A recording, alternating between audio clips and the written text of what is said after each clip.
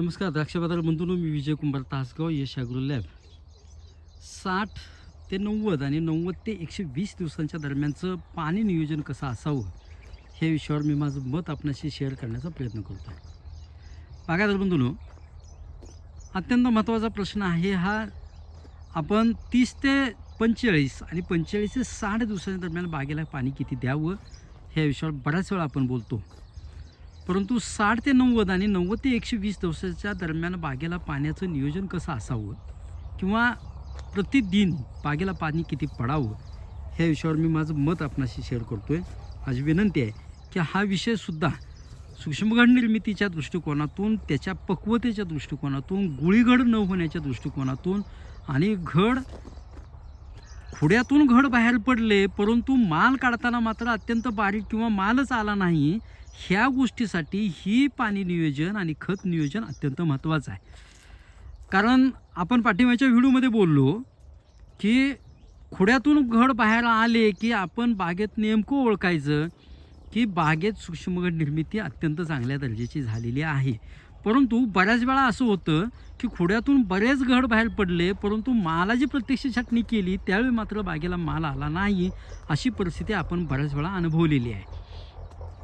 चुकतंय कुठं पाणी नियोजन आणि खत नियोजनाच्या बाबतीत, त्या विषयावर मी आज अत्यंत महत्त्वाचा सब्जेक्ट आपणाशी शेअर करण्याचा प्रयत्न करतो आहे. बागायतदार बंधूंनो, आपल्याला ह्या विषयावर बरेच बागायतदारांनी सांगितलं की 60 ते 90 आणि 90 ते 120 दिवसांच्या दरम्यान पाणी नियोजन ह्या विषयावर नक्की बोला, त्यांच्या आग्रहास्तव. आणि ही वस्तुस्थिती आहे की ह्या विषयावर आपल्याला संवाद साधावाच लागेल, म्हणून मी आपणाशी ह्या विषयावर संवाद साधण्याचा प्रयत्न करतो आहे. बागायतदार बंधूंनो, आपण 30 ते 60 ह्या दिवसांच्या दरम्यान बागेला जेवढं आपण देत होतो त्याचं पाणी आपण निम्मं केलं. म्हणजे समजा आपण 1 एप्रिल छाटणी धरली तर 30 एप्रिलपर्यंत आपण पाणी भरपूर दिलं आणि 30 एप्रिल ते 15 मेपर्यंत आपण थोडंसं पाणी कमी केलं आणि 15 ते 30 मे पर्यंत आपण पाणी पुन्हा अजून थोडं कमी केलं. म्हणजे एकरी प्रतिदिन एका झाडाला 4.5 ते 5,000 जमिनीच्या प्रतवारीनुसार आपण पर एकर आपण पाणी दिलं.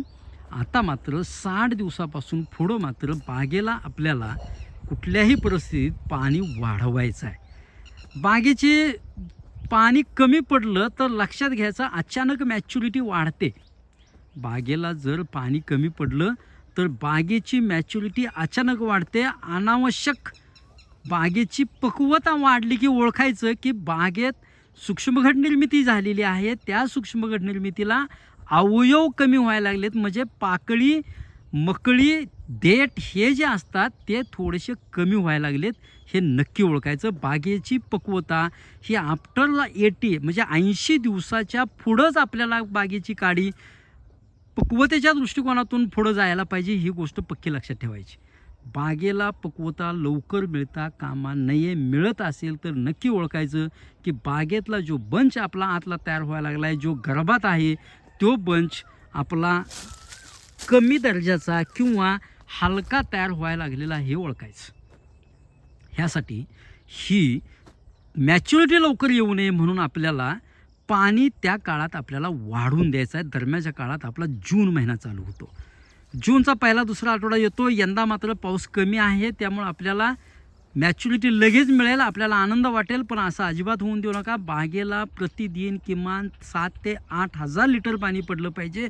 मग ते पाणी तुम्ही जो इंटरवल आपला माती पाणी पांदेड परीक्षणातून ठरलेला आहे, 5 दिवसाचा, 7 दिवसाचा, 8 दिवसाचा, 4 दिवसाचा, त्याला गुणिले 8,000 लिटर करा आणि तेवढं पाणी बागेला द्या.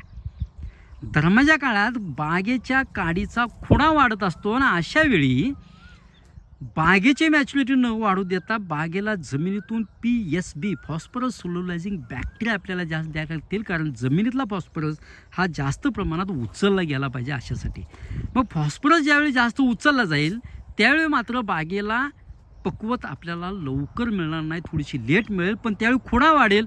खुडा वाढण्याचा जो प्रकार आहे तो आपल्याला त्याला लेवर जास्त जातात, म्हणून वाढलेला शेंड्याचा खुडा जो आहे तो 5 ते 6 पानावरती लांबू द्या आणि तिथं येऊन त्याचा शेंडा मारून टाका. 7-8 पानावर जरी वाढला आणि त्याचा जर फक्त टुपीत शेंडा मारला तर बागेची पुन्हा खोडा काढण्याची जास्त आवश्यकता आपल्याला भासत नाही. लक्षात घ्या. अत्यंत महत्त्वाचा सब्जेक्ट मी आपणाशी शेअर करण्याचा प्रयत्न करतो आहे. बागेला मॅच्युरिटी लवकर मिळता कामा नये. मॅच्युरिटी आपल्याला 80 दिवसाच्या 90 दिवसाच्या पुढं बागेची काडी पिकायला चालू व्हायला पाहिजे. ह्यासाठी बागेला पोटॅश न देता 13-0-45 न देता 13-0 ही ग्रेड ह्या छेडल चटणीला अजिबात वापरायचा प्रयत्न करू नका. 0-52-34 आणि 0-0-50 या 2 ग्रेड आणि 12 अगोदर आपण वापरून घेतलेली आहे. 12-61-0 ही ग्रेड नको. आता 0-52-34 सुद्धा ग्रेड नको. आत्ता फक्त आपल्याला द्यायचा असेल तर PSB जमिनीतून एकदा किंवा दोनदा 3+3 असं 2 वेळा दिलं तर अत्यंत चांगला फायदा आपल्याला काडीच्या जाडीसाठी मिळतो. बागायतदार बंधूंनो, एवढीच गोष्ट जर आपण ह्या काडीच्या जाडीच्या बाबतीत आणि पाणी देण्याच्या बाबतीत जर केली, पुढं आपण 60 ते 90 दिवसापर्यंत पर डे आपण 7 ते 8 हजार लिटर पाणी दिलं. पाऊस पडला तर अत्यंत चांगली गोष्ट आहे. पाऊस नाही पडला तर पाणी द्यावंच लागेल. खुडा हा निघालाच पाहिजे. त्यानंतर मात्र 90 दिवसानंतर 120 दिवसापर्यंत बागेचं पाणी आपल्याला पुन्हा थोडं कमी करायचं आहे. कमी करायचं म्हणजे बागेला ज्या गर्भधारणेच्या काळात आपण पाणी जेवढं देत होतो तेवढंच पाणी बागेला, म्हणजे प्रतिदिन 4.5 ते 5.5 हजार लिटर पाणी पडेल इतकंच पाणी आपल्याला बागेला त्या काळात म्हणजे 90 ते 120 दिवसांच्या दरम्यान द्यायचं आहे. पाणी थोडंसं कमी केलं, त्याचवेळी जर KSB आणि पोटॅशची स्लरी आपण दिली तर बागेची मॅच्युरिटी आपल्याला अत्यंत चांगली मिळते. दरम्यानच्या काळात अवयव सगळे तयार झालेले असतात आणि झालेल्या अवयवांना मॅच्युरिटी आणण्याचं काम हे 90 ते 120 दिवसांच्या दरम्यान वेल करत असते. ह्यासाठी आपल्याला ह्या काळात पाण्याची मात्रा कमी करून PSB आणि